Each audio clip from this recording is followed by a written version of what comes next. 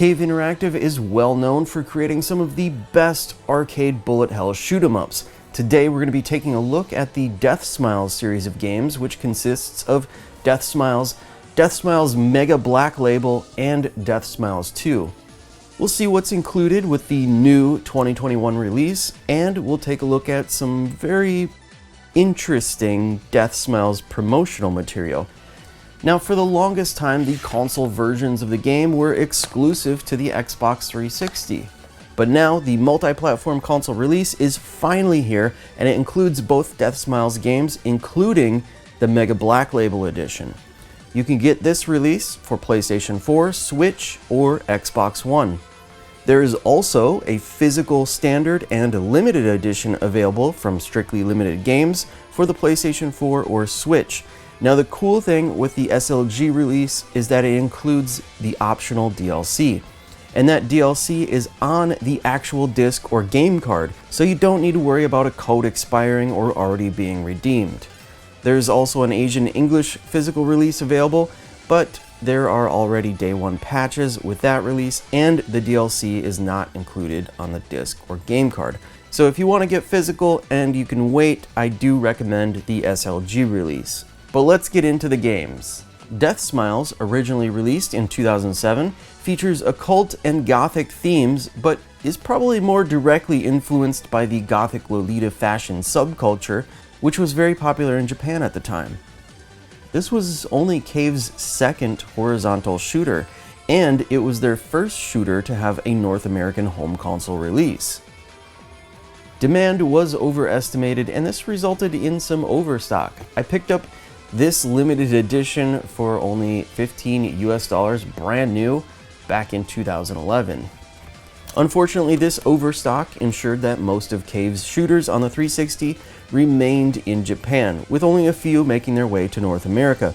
But these days, multi-platform development is easier than ever, and a plethora of classic Cave shooters have finally been ported to modern consoles through a variety of different publishers. Even though I already own Deathsmiles on the 360, I'm very happy to have this modern port, not just for the sake of having it on a modern console, but also for some of the improvements that come with it. From what I can tell, it looks like both of these games are running on emulated arcade hardware, which is good because after the game initially loads into memory, there are virtually no more load times. And also, any slowdown appears where it should, and this is very important when there is a lot of bullets on the screen. It really helps to have the slowdown from the original arcade boards emulated. Deathsmiles 1 uses sprite art, and it's originally meant for a screen with a 4:3 aspect ratio. Here we have several different scaling options and different border art to choose from, depending on your preferences. By default, smoothing is enabled, and normally, I don't like any sort of smoothing to be done on sprite art games, but in this case, I think it actually makes it look really good. You see, this game is originally meant for a low resolution CRT, so there's a mixture of high and lower resolution assets in play here. On a high resolution monitor, we can actually see these differences quite well, and some of the scaling ends up looking a little rough on the edges.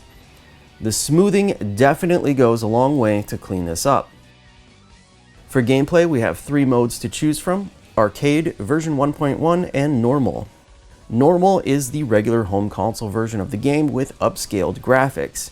But if you pick Arcade mode, you'll see just how low the resolution actually was in the arcade. So we're definitely getting a pretty big improvement over the arcade version. Now, version 1.1 uses the upgraded graphics of the Normal mode, but also introduces a unique twin stick control scheme. With this, you'll move normally with the left stick, and the right stick controls the aim of your familiar. Left trigger shoots left, and right trigger shoots right. It's actually a really nice layout for home use, but if you ever plan to play competitively on an arcade stick, it might not be a good idea to get too comfortable with this. Then we also have the Mega Black Label version of Deathsmiles, and all 3 game modes are available with that as well. Mega Black Label introduces a new playable character, Sakura, which is one of the bosses from the game. There's also a new stage to play on, and a more extreme difficulty level that you can choose from, so advanced players are definitely going to enjoy this version of the game. Deathsmiles 2 leaves behind that sprite art for 3D rendered backgrounds. This was originally met with mixed reviews, but the good thing for us is that 3D upscales very well on newer hardware. Here's the original arcade mode, which is again using a 4:3 aspect ratio, compared with the upscaled home version. Not only does this home version have a 16:9 aspect ratio, so there's no wasted space on your screen, and higher resolution, but it also adds voiceovers and 2 new playable characters. All of the Deathsmiles games in this release feature 2-player local co-op, but I do wish it supported online co-op. I know it's not a super popular feature, but it's something that the original 360 games have over this newer release. Now that we're getting both Deathsmiles games together, I feel like the Christmas theme from the Deathsmiles 2 game will be appreciated a lot more than it was when it was first released. I love games that I can play ritually at certain times of the year. For example, I play Castlevania games in October for Halloween. It's something that just kind of gets me in the mood for the season, and now I have something I can play in December for Christmas. The lights, the music, oh, and let's not forget Satan Claus. Merry Christmas! にっくき、にっくき、あのディオールをついにやっつけたもんね。その小娘はもう用済みだから、おいしーちゃんを。お土産もいただいたし、もう用はないや。バイバイ His voice cracks me up every time. The bosses in this game are pretty fun too. The first game had a giant cow named Mary, so of course the second game has to have a giant reindeer boss. But I really just love how these games play. I like how there's a different shot button for attacking in front or behind you. The familiars are nice for shooting in other directions, and they can be used to eat certain bullets that appear when enemies die on the harder difficulty levels. This allows for some really advanced scoring mechanics that get very interesting as you get better at the game. But definitely you'll want to experiment with different characters because the shots, familiars, and controls all behave a little bit differently depending on which character you choose. So rank level 1 is the easier difficulty, and you should be able to get through the game no problem on that, even if you are new. But as you get better, be sure to increase the rank difficulty for more satisfying gameplay. The bullet hell moments aren't quite as difficult as they look. Yes, sometimes they get very challenging, but just keep in mind you only get hurt if the bullet hits the heart in the very center of your character sprite. Everything else can just pass right through the bullets. And remember, you have bombs that you can deploy when things get too hectic. You can also hold down the fire button for a charged shot that also slows down your character. So I actually like to slow my character down on purpose when I'm trying to weave through a curtain of bullets. It just makes control a lot more precise. Or I might speed things up when I need to dodge something bigger. It doesn't take long to get through all of the stages, especially with unlimited continues, but this is one of those games that I really enjoy getting better at and trying to beat my previous high scores. It's kind of like fighting games in that regard. You can play through all the characters in the game, but that doesn't mean you're done with the game. It's satisfying feeling yourself improve, and especially once you can make your way through entire stages without getting hit on rank 3 difficulty.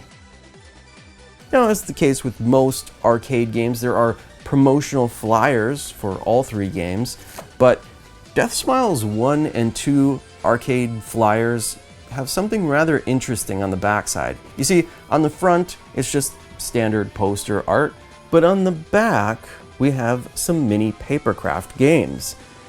The Deathsmiles 1 arcade flyer has a mini game where you try to blow the skirt up for points. It looks like you get 30 points for blowing up the dress and 50 for the petticoat, and it looks like you're supposed to deduct points for knocking over the gravestones and pumpkins.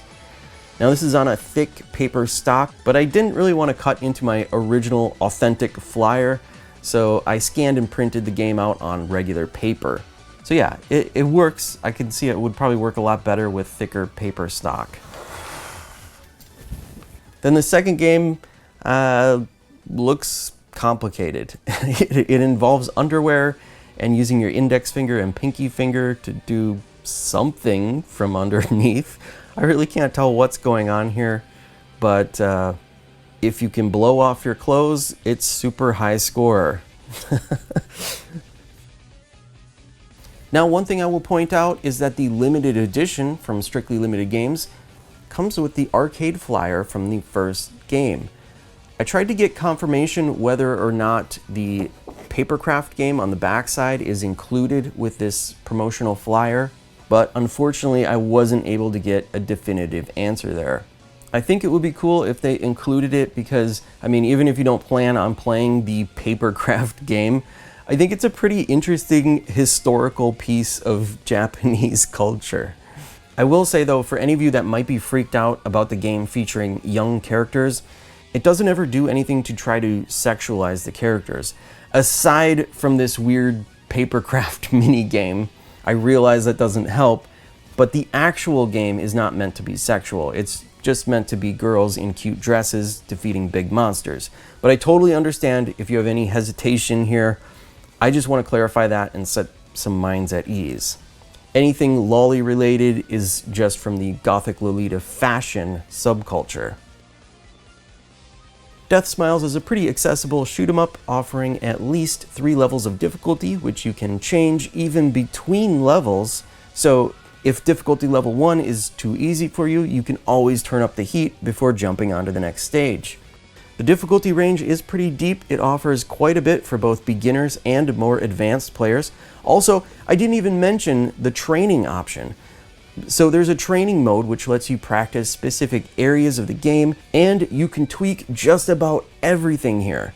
Seriously, this is even better than playing on the original arcade boards. I did notice a few rough areas in the translation in my game, but I have been assured there are some patches in the works being deployed, which again is why you might want to wait for the SLG release if you plan to go physical. Of course, I couldn't wait, so I had to buy the digital version to play with you guys right away, and I also ordered the physical limited edition from Strictly Limited Games. Anyway guys, that's going to do it for today. Thanks for watching. Until next time, I will see you later.